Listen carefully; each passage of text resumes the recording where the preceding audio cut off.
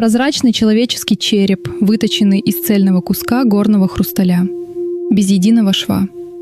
Идеальные пропорции, отдельная нижняя челюсть, пустые глазницы, в которых играет свет. Говорят, его сделали древние майя.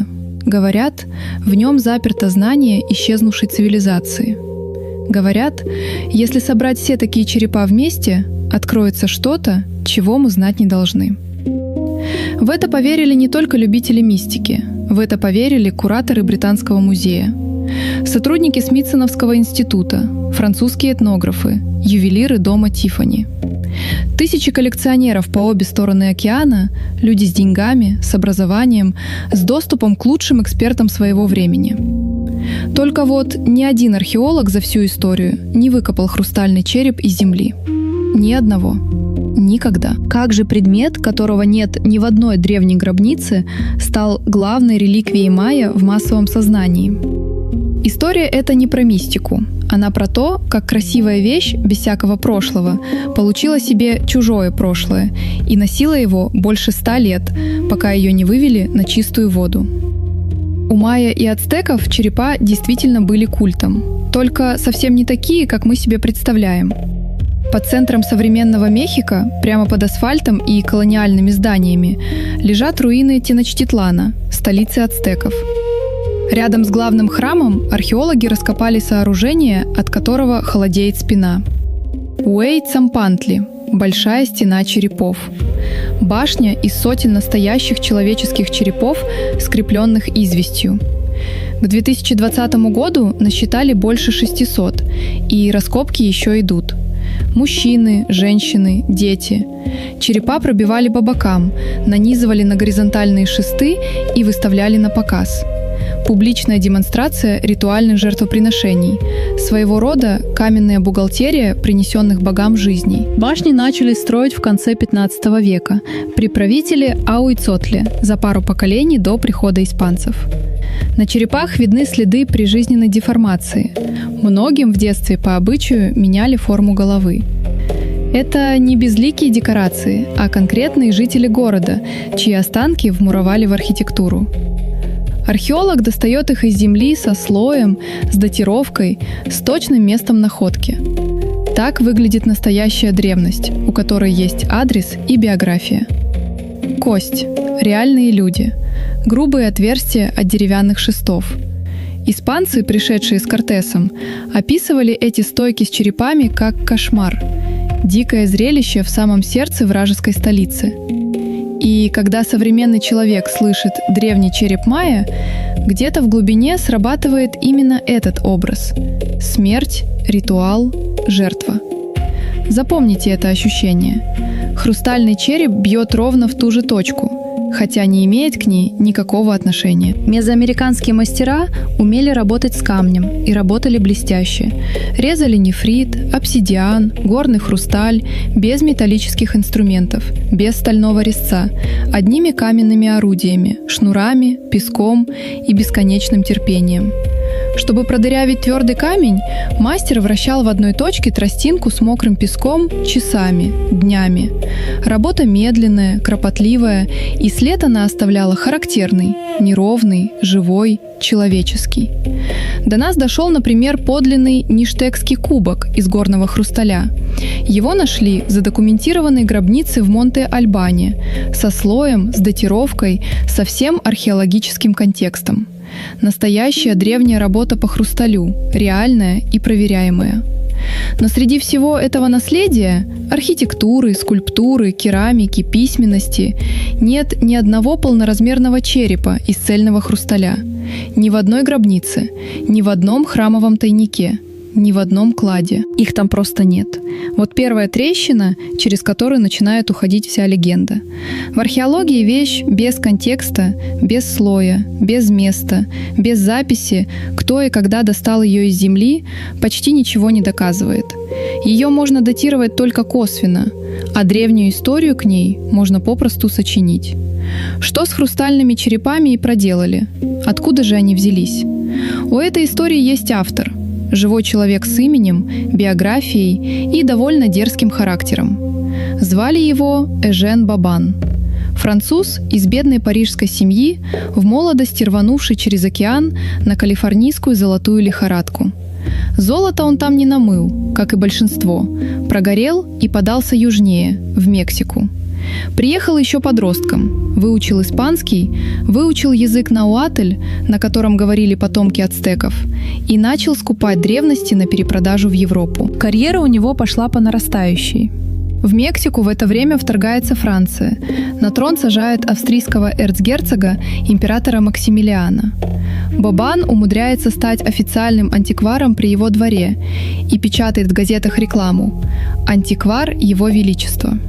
Империя Максимилиана продержится всего несколько лет и рухнет, но Бобан к тому времени соберет коллекцию в 2000 предметов и вывезет ее в Париж. И тут кроется самое хитрое во всей этой истории. Бобан не был тупым жуликом, который втюхивает один сплошной мусор. Совсем наоборот. Большинство вещей, которые он продавал, были подлинными. Он и вправду разбирался в доколумбовых культурах. Его уважали, к нему прислушивались. А вот самые дорогие, самые громкие свои лоты он, судя по всему, делал поддельными. Настоящие артефакты создавали ему репутацию эксперта, а репутация эксперта позволяла сбывать фальшивки. Он потом и сам, по словам исследователей, признавался, что несколько хрустальных черепов попросту всучил кураторам ведущих музеев Европы. Подумайте, насколько это умнее простого вранья. Человек строит себе авторитет на правде, чтобы под ее прикрытием продать ложь. В 1867 году на Всемирной выставке в Париже он показывает свою мексиканскую коллекцию, и в каталоге уже значатся 2 маленьких хрустальных черепа – первые ласточки. Потом появляется череп покрупнее, натуральную величину, около 15 сантиметров высотой, и вокруг него Бобан раскручивает целую кампанию. Сначала пытается пристроить его в Париже, но уже на выставке конца 70-х подлинность вещи называют сомнительной. Тогда Бобан возвращается в Мехико, открывает лавку под гордым названием «Научный музей» и выставляет хрустальный череп среди настоящих человеческих черепов из разных стран. Подпись: «Единственный в мире экземпляр». Ни происхождения, ни даты. Просто красивая загадка под стеклом. Следующий его ход почти детективный. Бобан вступает в партнерство с государственным чиновником, инспектором археологических памятников при президенте Порфирио Диасе, и вдвоем они пытаются продать череп Национальному музею Мексики как древний ацтекский артефакт. К делу подключается человек с официальной должностью, тот, кто древности обязан охранять, а не сбывать. Мексиканские эксперты сказали «нет». В 1885 году Национальный музей официально отказался покупать череп, заявив, что это современное изделие, не древность, подделка. И запахло скандалом. Государственный чиновник оказался замешан в попытке продать собственному национальному музею фальшивку. Бобан после этого быстро сворачивает дела в Мексике и перебирается за океан, в Нью-Йорк, прихватив непроданный череп с собой. Меня в этой точке истории не отпускает одна вещь. Единственные, кто сразу раскусил фальшивку, это мексиканцы. Те, кто жил на земле ацтеков, кто знал материал, кто видел подлинные вещи каждый день. А богатые музеи Европы и Америки спустя пару лет купят такие же черепа и будут гордо выставлять их как сокровища исчезнувшей цивилизации почти весь следующий век. Тот же самый отвергнутый череп, который дома назвали современным стеклом, в Лондоне станет жемчужиной коллекции. Почему так вышло? Надо понять, что творилось на рынке древностей в XIX веке. Европу и Америку накрыла лихорадка коллекционирования. Музеи соревновались, кто соберет больше экзотики со всего света. Богачи скупали древности пачками, а понятие «доказать подлинность» оставалось почти пустым звуком. Хорошая легенда ценилась выше любого документа о происхождении. Спрос дико обгонял предложение, а это всегда кончается одним – подделки текут рекой. Была и более тонкая беда. Европейские эксперты толком не представляли, как должна выглядеть подлинная мексиканская древность. Они не выросли среди этих вещей, не держали их в руках сотнями, не чувствовали материал. А если ты не знаешь, какой должна быть норма, то и фальшивку не отличишь. Подделыватель получал полную свободу. Лепи что угодно, лишь бы выглядело таинственно и старо. Мексиканец же эту норму знал нутром, потому и распознал череп сходу. Если вам по душе, когда историю разбирают так, по следам, по документам, по реальным уликам, а не по громким легендам, подпишитесь на канал. Тут будет еще много подобных разборов, где детали важнее красивых тайн. А подделок в те годы и правда было море. Смитсоновский археолог Уильям Холмс, побывав в Мехико, описывал лавки на каждом углу, забитые поддельными сосудами и фигурками под древность. Поток фальшивок был таким наглым и открытым, что Холмс не выдержал и опубликовал в научном журнале статью с прямым названием «Дабле про торговлю поддельными мексиканскими древностями». Целая индустрия кормила европейских коллекционеров красивыми выдумками. В такой среде хрустальный череп оказался идеальным товаром. Смотрите, как все сошлось. Викторианская Европа была одержима тайными знаниями погибших цивилизаций. Расцветали спиритизм, оккультные кружки, разговоры о потерянных мудростях. Череп, как символ смерти, уже сидел в европейской культуре. Люди носили на кольцах и брошах маленькие скелеты. Память о собственной смертности – это была мода. А Мезоамерику европеец воображал местом темных богов, кровавых ритуалов и загадок. Соедините это и получите вещь, мимо которой не пройти. Красивая, жуткая, древняя, чужая. И вдобавок прозрачная, светящаяся изнутри, почти волшебная. Покупатель не проверял происхождение, потому что и не хотел проверять. Он хотел, чтобы это было правдой. Посмотрим, как черепа расползлись по великим музеям. Бобан тут наследил основательно. Один он продал французскому исследователю Альфонсу Пинару, а тот передал его в Парижский музей, откуда вещь в итоге попала в собрание музея на набережной Бранли. Другой, тот самый единственный в мире из мексиканской лавки, Бобан после переезда в Нью-Йорк продал, и через ювелирный дом Тиффани в 1898 году его купил Британский музей. Схема красивая. Музеи покупали черепа не у самого Бобана с его подмоченной репутацией, а у солидных посредников. След размывался, вещь обретала респектабельность. Так черепа и осели за стеклом с табличками «Ацтекский артефакт». Десятилетиями люди приходили, смотрели и верили.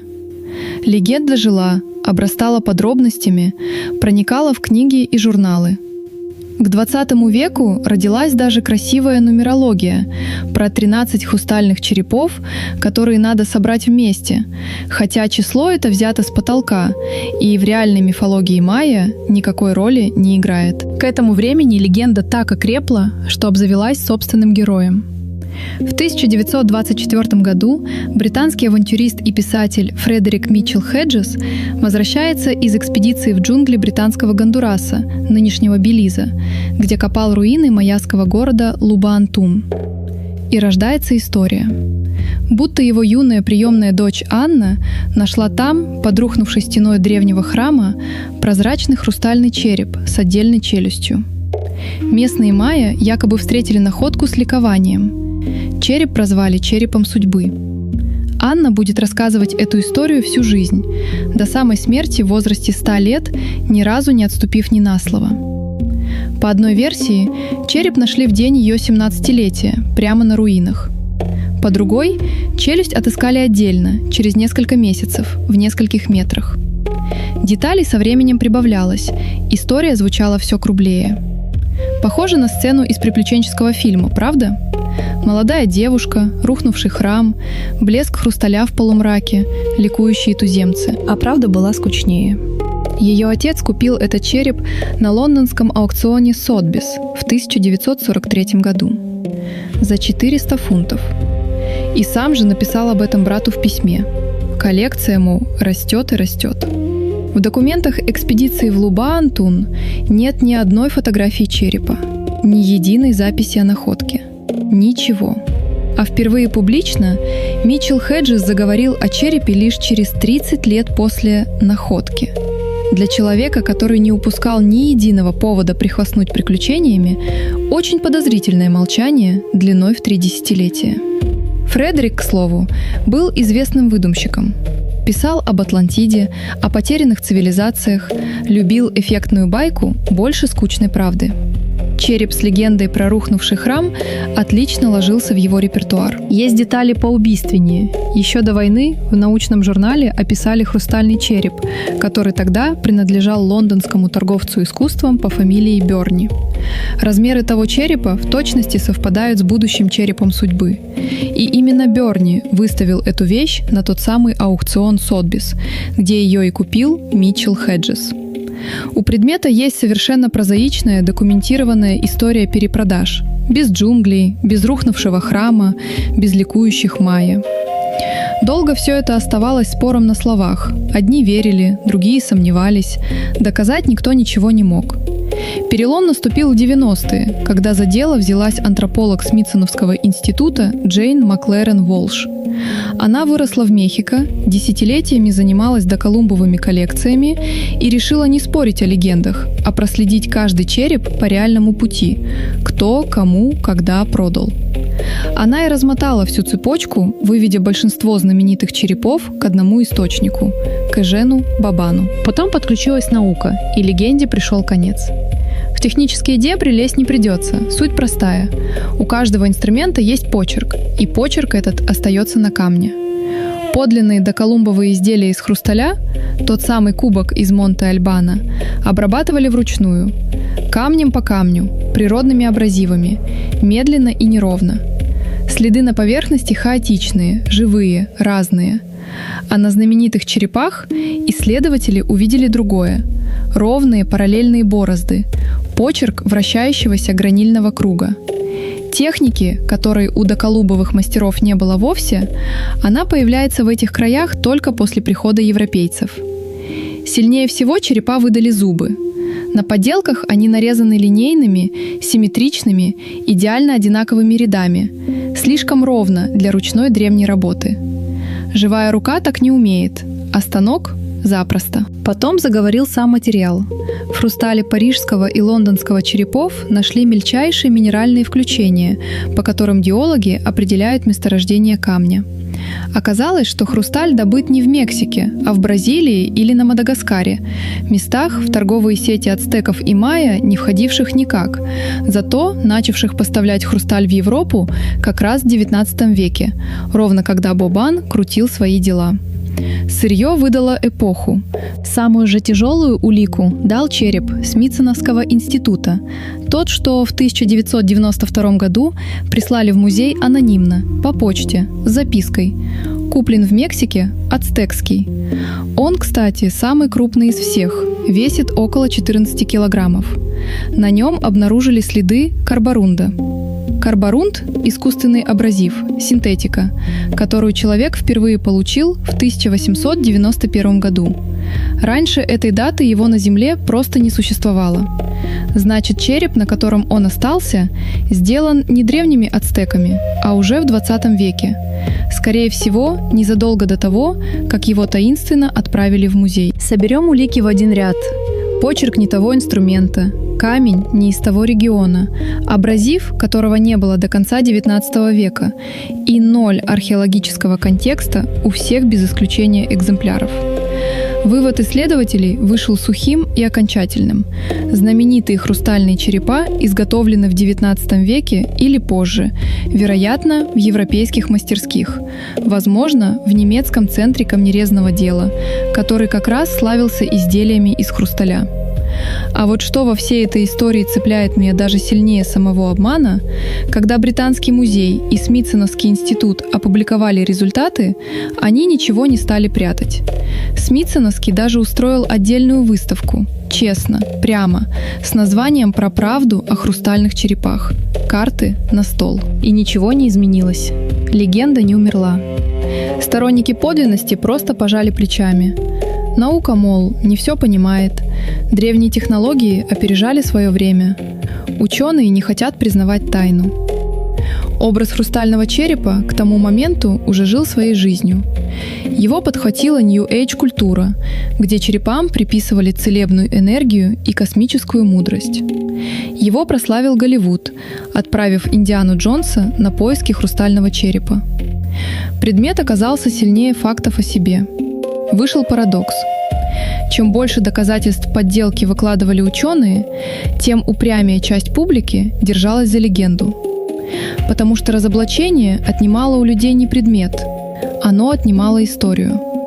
А историю человек отдает куда тяжелее, чем вещь. В этом и есть настоящая разгадка. Не кто выточил эти черепа, на это наука ответила, а почему миф пережил собственное разоблачение. Хрустальный череп давал людям то, чего наука не дает. Ощущение тайны, причастности к утраченному знанию, к чему-то большему. Прозрачный светящийся череп – это просто красиво, и очень хочется, чтобы за красотой что-то стояло. Хрустальные черепа и правда ценный исторический памятник, только не той эпохи, на которую претендуют. Про майя и ацтеков они не рассказывают ничего. У тех народов есть наследие огромное и подлинное, и стена из 600 реальных черепов под Мехико куда страшнее и честнее любой хрустальной побрякушки. Зато про 19 век черепа рассказывают идеально. Про колониальное воображение, нарисовавшее себе таинственную древнюю Америку. Про рынок, который на этом воображении заработал. Про музеи, которые из гордости и нежелания признавать ошибку держали подделку за сокровище 100 с лишним лет. Ни один череп не выкопали из земли. Это была не находка. Это была сделка. И самое неуютное в ней то, что выдуманная древность порой живет в головах дольше и крепче настоящей.